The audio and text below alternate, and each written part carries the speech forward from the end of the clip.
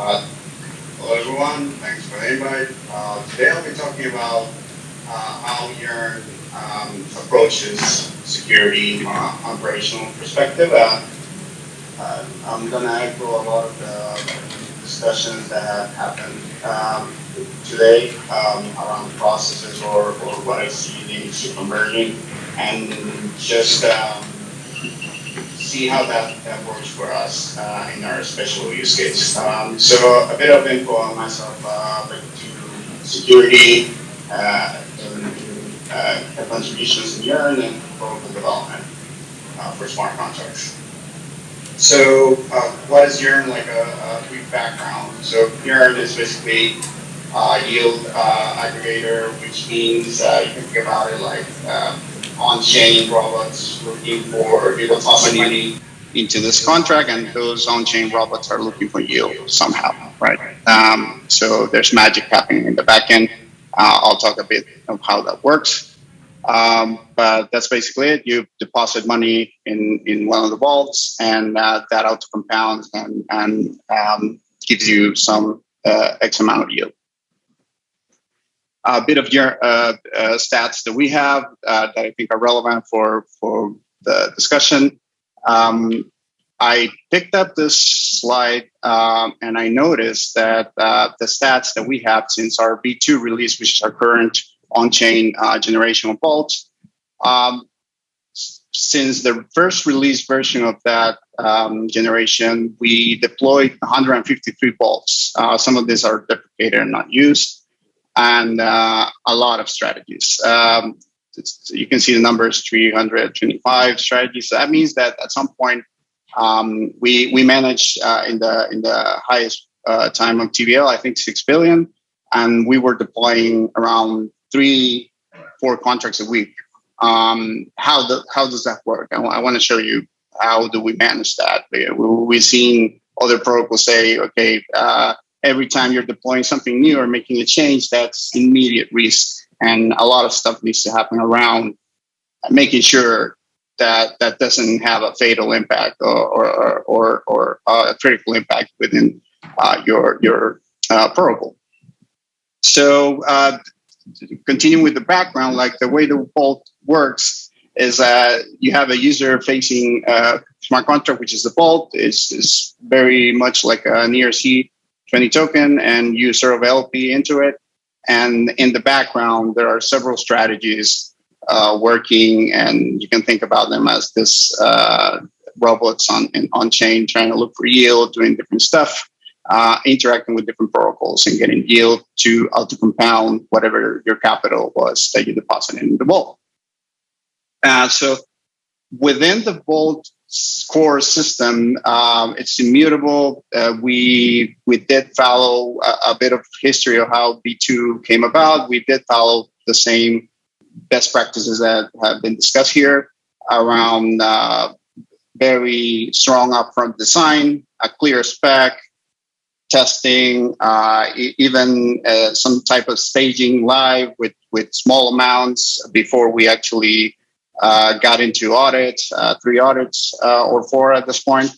And that product was very heavy waterfall-y, if you want to call it that. Like it needs heavy requirement, heavy upfront investment, heavy implementation. And that's usually the case for most protocols or smart contracts, right? That's the current life cycle in the industry at this point. And the audits go somewhere between the verification part.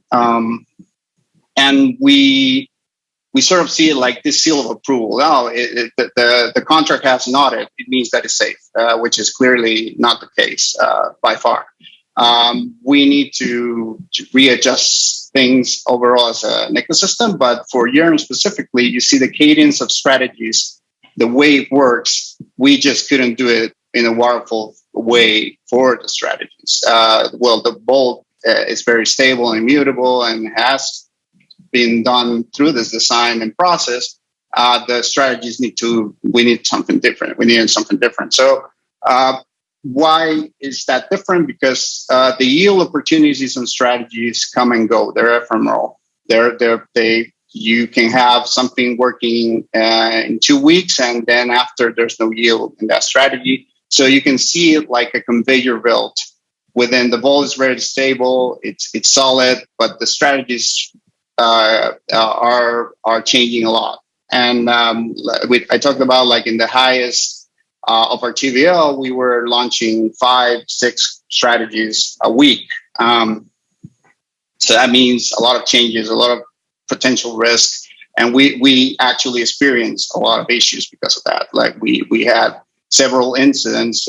We had never lost any money in the generation of V2 for our users, but it was a big overhead of working out incidents. There were war rooms issues because it's just the matter of the way we deployed the code really fast, because the yield opportunities were scarce, or if you didn't act on them quickly, the yield was gone.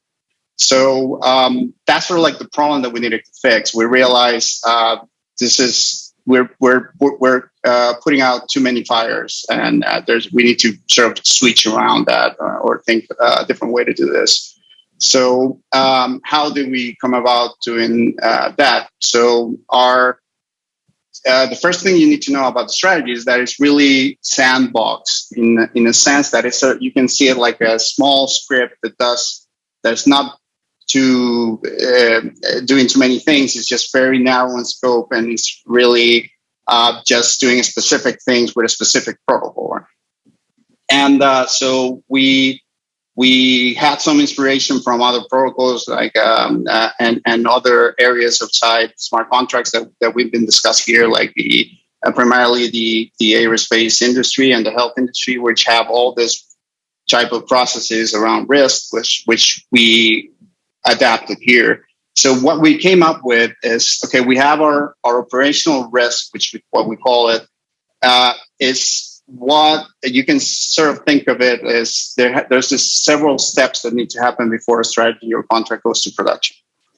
And we can sort of put a number between all of these dimensions. And for example, has the contract been audited?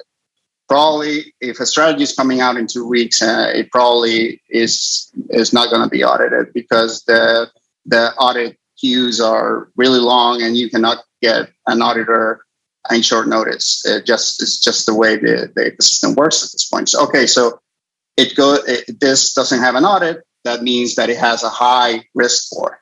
So we score it.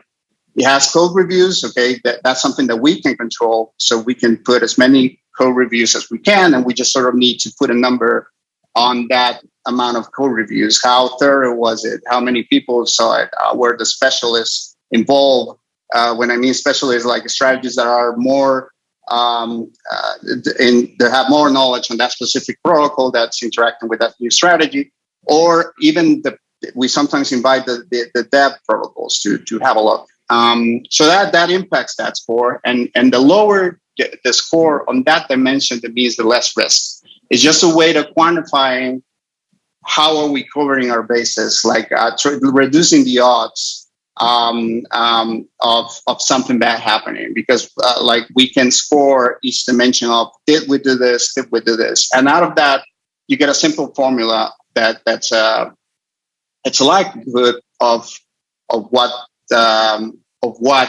that score would be. So if you join all this stuff, like all the dimensions, audit, reviews, complexity, team knowledge, protocol safety, those are very opinionated things that we came up with, like how for example, the protocol safety, I'll show more into that, but it's really like an opinion on Yearn's assessment of a given protocol, and we've just scored that. So all of that together gives you a formula. That's sort of like the odds that this contract is going to have an issue. Okay, so now you have the odds, and if you're knowledgeable in gambling theory and all that, there's equity or EV, and you can sort of like out of that put another axis towards how much capital can this contract hold. And so if you put it in the perspective of strategy, we came up with this table that sort of like it shows the different tiers of impact. And we say, okay, 5 is the big extreme impact, is like Yearn cannot potentially not even pay that if it happens. And 1 is something that is bad. It's not something that we want, but we can still continue to be operational with it if we have that impact, if that impact materializes. So you join the two together, likelihood and impact, and this gives you like a heat map on the axis. So you see in the right side we have the likelihood, the impact, and on the horizontal axis we have the likelihood. And so this gives you an overall map of your operational procedures, and this sort of now switches the coin and flips it to, now I'm working towards prevention, because I'm seeing, okay, this protocol is clear the risk zone, the red zone. We don't want it to be that way. So what do we need to do to mitigate it? Okay, it doesn't have an audit and it's going in TVL. So we cap it to keep it there. And the things that we control are trying to give more reviews, get more alerts. Those are parts of the dimensions that we control, or get more audits. So that doesn't mean that the strategy or smart contract needs to wait for an audit to be able to have some money allocated. And the way that this works is it informs our external audit queue to say, what is the priority that we need to handle in the audits? Because we have like 50 contracts, which are going to be first. And we usually, this sort of like informs that queue and says, okay, this has the biggest impact, has the best FPR, or some other factors, and it's growing and can scale more, but it's limited at this point because the risk score is not where we want it. So we move on to preventive actions to try to mitigate those, and those are the dimensions that we sort of control on our end. Right? So this is not new. Like we've seen this. We've seen this in several other industries. I echo the sentiment here that we're looking for. We're sort of in an early stage of the tech, but just think, stopping and think about, like, you now buy a flight ticket and you never think twice about something bad happening. This is not the case for smart contracts at this point, right? Every time you're putting money in a smart contract, the risk is really high. But that's not the air industry didn't arrive to this point just in one swift jump, right? It went through cycles. So every time there's at every given point in time, there's millions of flights happening, and there's incidents. That doesn't mean that there's an accident and the plane crashes. There's just something happened that wasn't expected, that went through the procedures. Even though there were defenses, it materialized, and something needs to be done to improve that, so to have more layers and more defenses. And like I said, this is not new. I've seen other talks mentioning stuff that we should bring all these procedures and best practices in other industries that are mission critical to smart contracts, because in the sense it sort of is, right? It's sort of, I agree. It's sort of like launching a satellite. You have very small flexibility and to get it right. That is whole. Hope that explains how we approach the strategies. The strategies are put in production with a certain score based on what are the operational mitigations that we put in. That we can control, and it doesn't mean that it has an audit or not. All this is transparent, and then we queue the audits because, and the operational procedures give us that priority of which are the contracts that need to go first, and at the same time we cap them to the risk that we tolerate, right? So the way that the code review, it's very important for us to process that dimension, because that's something that we control. That's internal. That the process usually takes two phases to go to production. And if you're a strategist, you need two internal peers. That means that other developers that are strategists that have done strategies or are familiar with the Yearn code, So they review and they check if there's more on the accounting side or more of the the things about the strategy and the interaction with the protocol, specifically how the strategy makes money, or is it financial? Is it feasible at all? And there's a phase two. Once that's done, usually that strategy can go to ATEX, which is sort of like a staging, live staging environment where we put very little money and we do all the cycles. It's basically integration testing in the staging environment in mainnet, in the real network, but with small amounts of money. And this tests integration with the overall Bolt code, with the core stable part. And the idea here is for it to have it go through a few cycles of all the important operations, shutdown, harvest, triggers, everything. And the phase two, once that happens, there's internal security reviewers that will check the code. And that phase is more towards how can something bad happen, or what it is more focused on checking the code to attacks and exploits and things like that. So out of base of what happened during this process, we get a score. And that's sort of like the score, initial score that the audit, the strategy, goes out with. And that's one example. For example, a 5 is the worst. It means nobody reviewed this code. Or we start this something that we started doing is recurring reviews. At some point, what was the last time that this code was reviewed was more than 6 months ago. I think that lowers the score and it merits somebody looking at it again. If that's rarely, our strategy is so long-lived these days, but it happens. So we usually, just because something went to production, it had audits and it has been live for a while, and it doesn't mean that it doesn't have an exploit. So we found out, like, by experience that. So we sort of like start lowering the scores and try to enter what we call recurrent reviews. Somebody with fresh eyes comes back and sees the code, and we found many stuff that's interesting with that way. So the way you want this is the lower your number, the better. So that way you can move to mitigation and say, okay, we need to allocate more funds into this, but the score, the gap is really not where we like it. Okay, what can we do? We add a second reviewer, or we hire an external reviewer, something that sort of helps mitigate or lower the odds of something bad happening. We also do, for new protocols, we do due diligence. So this entails basically a mini audit from Yearn.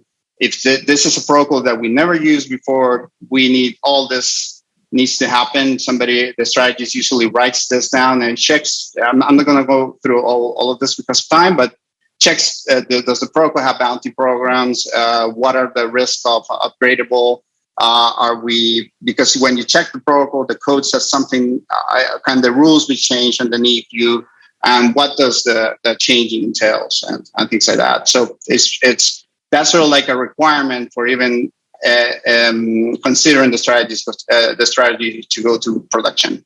Protocol safety is, like I said, it's a assessment that we have. Ideally, we would use a consensus or a score that's given by an independent, independent organization outside of us. Right now, it's very subjective to what we think. We put like the best protocols are our reference point. Those are the best protocols like Uniswap, Curve, the protocols that we've seen before. How they handle their security is really things that we want to look into other protocols where we decide to put funds. And Audit Dimension, very clear, like a 5 is the worst, means nobody audited this. Even if you have all the internal reviews, but if there's no audit, so that impacts your score. And again, that this is the Swiss cheese model that you see in like airplanes and air traffic control systems, where you put all these defenses, and what happens when an incident happens is basically something got through all your defenses. When a problem happens, we try to focus on the process. That means not necessarily somebody missed it. Why did you review this when it went to prod? Where there's no blaming doesn't help. It's just getting together, doing a postmortem, and trying to see, okay, the procedure from the focus standpoint, that the procedure fail the people that were involved during this. Something is missing, and we write it down. We do root cause analysis. This is an example. For example, a strategy went in production with a potential exploit. We use, like, you can use 5 whys, just one tool, or different other analysis. And in this particular case, the expert reviewers were out, were in PTO or wherever the equivalent in the DAO is of a PTO. They weren't available. So somebody else reviewed that didn't have as much experience. Okay, so what the solution came out of that is compile a checklist for reviewers, because the contributors come and go really in your DAO. What do your procedures ensure that the experience and the blood that those contributors had put up in war rooms and things are documented somewhere for the next generation? So that's how we look at it. It's implemented, then you follow through. This is normal. Like I said, all things we didn't invent. These are things that are done heavily in other industries, and we see that this is implemented somehow in our procedure. So the future roadmap for this, we're improving and refining scores. This is something that's very custom to Yearn.